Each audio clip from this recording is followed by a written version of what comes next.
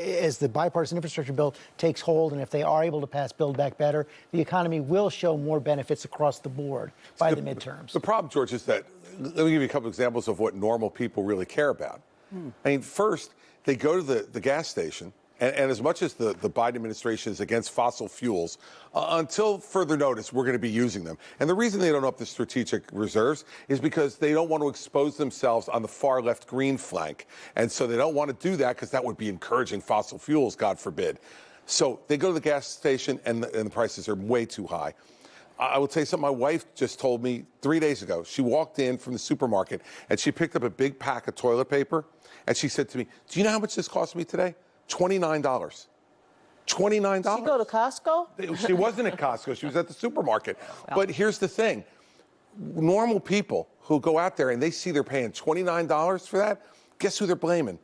They're blaming Joe Biden. Those supply chain issues. Oh, God. Inflation has been going up for the last 3 years. I go to Safeway. Come on. I go, look. Not 6%. You gotta be smart when you go out and shop today, okay? Whether you're looking for Jiffy cornbread, which used to be 3 for $1, and it went up to 87 cents, or if you're buying gas, and if you buy it in the inner city, it's 10 cents more than if you go out just further out.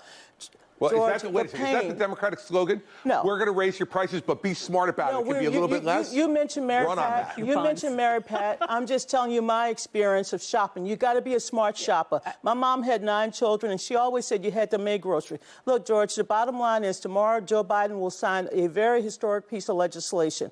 I pray and hope that in addition to giving a pen to Nancy and to Chuck Manchin, that he give it to Bill Cassidy and those 13 Republicans in the House who are now facing death threats because they want to fix their roads, they want to fix their bridges, and they want broadband for their kids. Yeah. I mean, all of this, there is an emergency the Democratic Party has right now, and that's to respond to it. You talk about supply chains. That's something that started with tariffs. It started with horrible tax and trade policies of the past administration, but you have to deal with it today. And a lot of these costs are driven by high energy costs.